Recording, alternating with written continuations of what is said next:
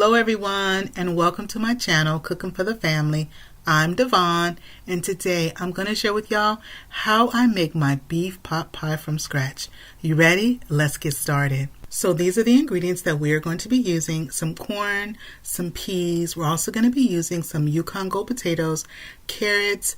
We also have some carnation evaporated milk. We have our flour, our butter, and our shortening. I'm going to share with you how to make a wonderful savory crust that's going to top our pot pie. Now in the description box below, I will have a list of all the ingredients you need to make this delicious beef pot pie that I've been making for my family from scratch for years.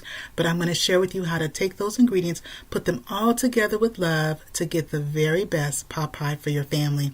Also in the description box below, I will have a link to my ultimate chicken pot pie from scratch as well. So I've chopped a half a cup of carrots.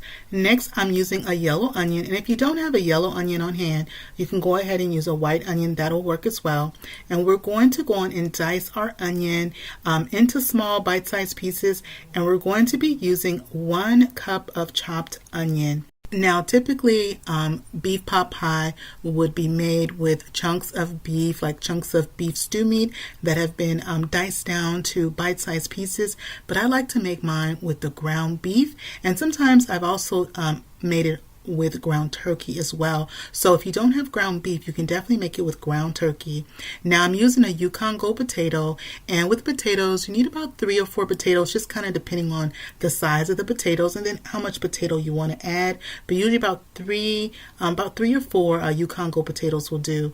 And you see this size, if you were going to look at the size, it's going to be no bigger than, say, a size of a nickel. We don't want them too big, about the size of a nickel or a dime, just those nice bite-sized pieces. Now once I'm done chopping up my potatoes, we're going to go ahead and put our ground beef in our pan, and we're going to go on and brown it. Now I'm using 1.5 pounds of ground beef, and I'm using the 85-15 ratio. You can also use the 80-20 ratio if you'd like.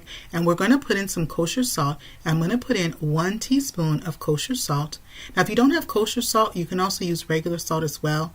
Then I'm going to put in some coarse black pepper, and I'm going to be putting in 1/4 of a teaspoon of coarse black pepper. Now later on down the line, we will be tasting our mix that we're putting in our pot pie, and we'll adjust it for seasoning, okay? Now once I kind of get the ground beef going a bit, we're adding our onion, our 1 cup of chopped onion, and then we're going to let the onion gradually cook with our ground beef. Now if you are new to my channel, welcome in, and if you're a returner, welcome back. And I want to thank you all for your likes, your shares, your subscribes, your good vibe comments. I truly appreciate it. And we are almost at 5,000 subscribers. I cannot believe how the channel is growing, and I just want to thank each and every one of you for all of the love and the support. Now when we're cooking our ground beef and our onion, you want to have your flame on like a medium-high heat, because we don't want to brown our onions. We just want them to soften up as they cook with the ground beef. Now in my pot, I'm going to get our carrots going, and then to this pot I'm going to also add our potatoes to cook as well. So our ground beef is coming along really good. Also, when you're cooking your ground beef or either your ground turkey, you want to make sure that you do leave some chunks of the meat. You don't want to break it down too much as if you're making like ground beef tacos or something. You do want to have those chunks in there still, because it's going to help our filling for our pot pie to be very hearty. Now once our ground beef is nice and it's cooked and there's no pink left, we're going to go on and drain this. And also you want to make sure that your onions are also nice and soft. So I'm going to go ahead and drain it. And then once I drain it, you want to drain it, I put that to the side. And so we drained off all of the drippings that was in the pan. Now to the pan, we're going to start adding and making our base. Now to build that pot pie base, we're going to be using 1/2 cup of butter, and you can use either salted or unsalted butter. And what you want to do is you want to make sure that we're going to add some flour to this, but you want to make sure that your butter is totally melted prior to adding your flour, okay? I've added the potatoes to the pot. I'm going to bring those up to a boil. And the reason why I added the carrots in before the potatoes is because the carrots usually will take a little bit longer to soften up than potatoes will. So now that we have our butter is totally melted, then we're going to be adding a half a cup of regular all-purpose flour, or you can use either unbleached all-purpose flour. Either one of those will work fine. And so that was equal parts, half a cup of butter and a half a cup of flour. Now what we're going to be doing is we're going to be making a nice roux, and this is also the same sequence in which if you were making like gravy, but we're going to go a step beyond that and make a rich creamy sauce that's going to be the filling for our pot pie. Now what we want to look for is that you want your butter and the flour, the roux that we're making, to become that nice peanut butter color, and you want to continue to move around the flour and the butter. And on my flame right now is on that medium high heat. You don't want your flame too high, because then instead of it gradually coming up to a nice peanut butter color, it's going to end up burning on you, and you don't want that. So you want to build in that color. And we are almost there with our roux. It's going to get just a little bit darker, and you see this is the color that we're looking for, that really nice rich peanut butter looking color. Now I switch over from my spoon to my wire whisk, and you want to keep whisking. You don't want to stop whisking, because if you do, your roux, the base that we're building, will become lumpy, and we do not want it to be lumpy at all. So you just want to make sure that you keep your wire whisk going. Now we're putting in 4 cups of beef broth, and you can use either beef broth or beef stock, and the beef broth that I'm using is the one that comes in the powdered form in the jar, and then you just add the powder to your hot water, and then you go on and you create your own broth. So you can do it like that. You can use the one that comes in the can or the ones that come in the carton. Any of those will work just fine. And so you can also use a low sodium if you prefer as well. And so I've used the 4 cups of the beef broth, and so just keep whisking, because this is going to begin to thicken up. Now when we're at this stage, what I like to do is we're going to switch back over to my wooden spoon, and then I just make sure that everything is nice and smooth. Now we're going to add a little bit of evaporated milk, and we're going to be using a half a cup. I use a half a cup of evaporated milk. Let me tell y'all, the evaporated milk takes basically our gravy that we have made and turns it into this creamy beef sauce that goes so nicely with our pot pie filling. And so we're going to let this go on and start to come up to a little bit of a simmer, but I also like to taste it for seasoning to see if we need to add any additional seasoning at all. We don't need any additional salt, but we do need just a little bit of pepper. So I'm going to put a little bit of coarse black pepper, and that's just to my taste. This is about maybe about an eighth of a teaspoon, actually, I'd say, of some black pepper that I just kind of sprinkled in there. And now what we're going to do is we're going to add in our beef that we had browned with the onion. So we're going to go ahead and add that back into our pot. And we're also going to add some peas and some corn. And this is 1/3 of a cup of peas and 1/3 of a cup of corn. And I'm using the frozen peas and corn, and you don't need to defrost them. We're just going to go on and cook in that nice hot sauce. Then I also added in the carrots and the potatoes that we had boiled. And you see how it's all coming together, y'all. It is coming together so good. And really, you could just take this like this and let it finish simmering and scoop it up into a bowl and just have it just like that without the crust. But we're going to put that crust with it and make a nice beef pot pie. Now once it comes to a simmer, it'll also continue to thicken up some. And now what we're going to do is I've prepared a 13x9 casserole dish, and I have buttered the casserole dish.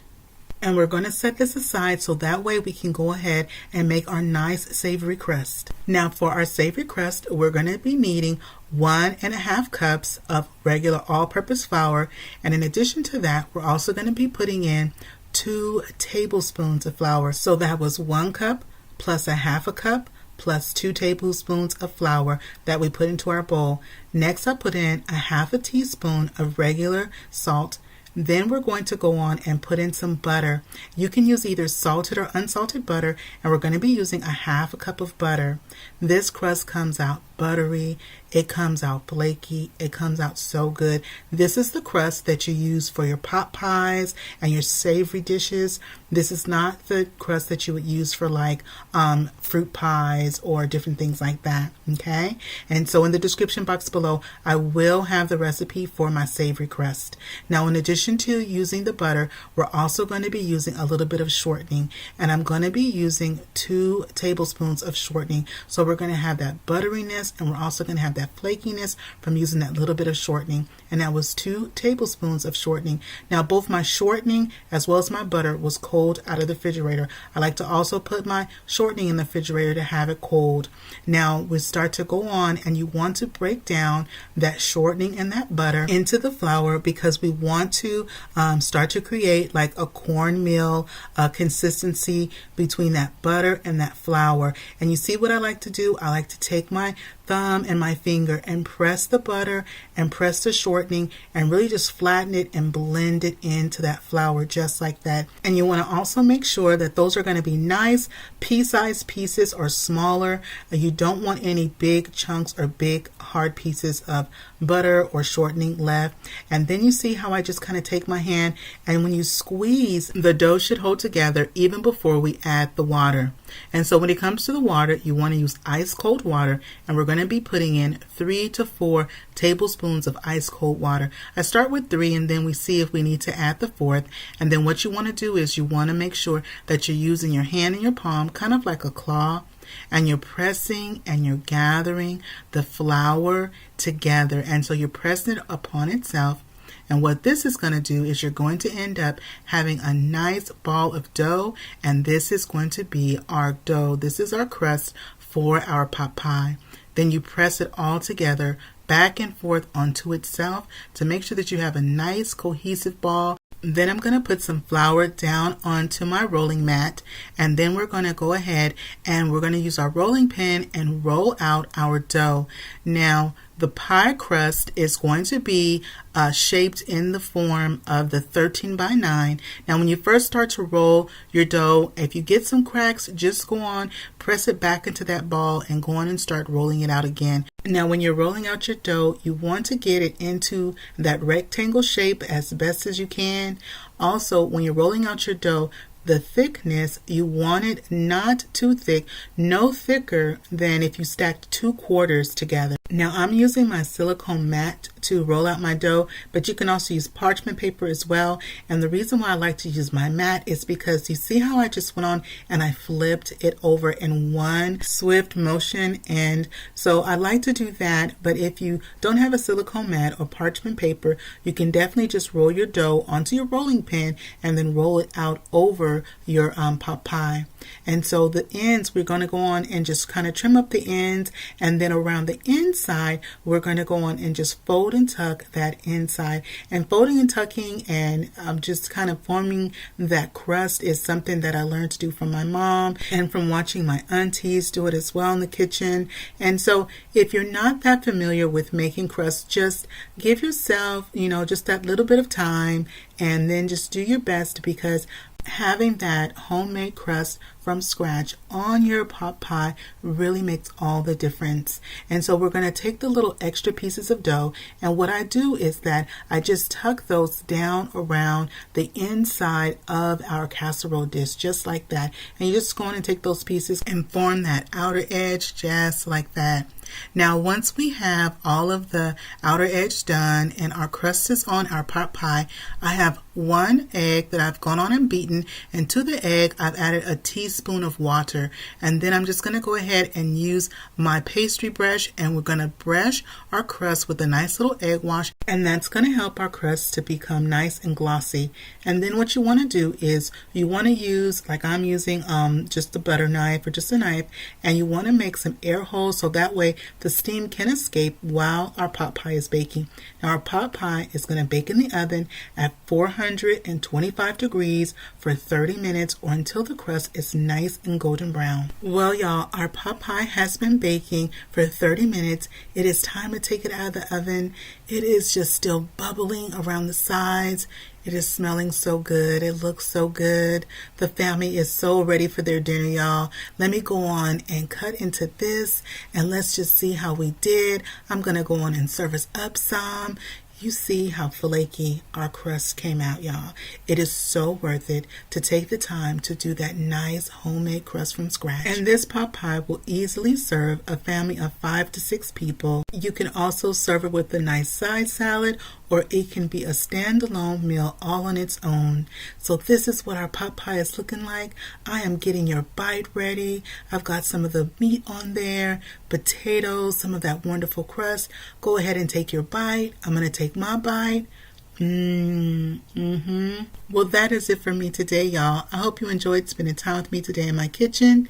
Don't forget to hit that subscribe button, show this video some love, and give it a thumbs up. And don't forget to click share and share this video with a friend or a family. And tap that notification bell so you can come back and visit me and get in my kitchen. And remember, it's always good when Dyvonne is cooking for the family. I'll see you on the next one. Bye-bye, everybody.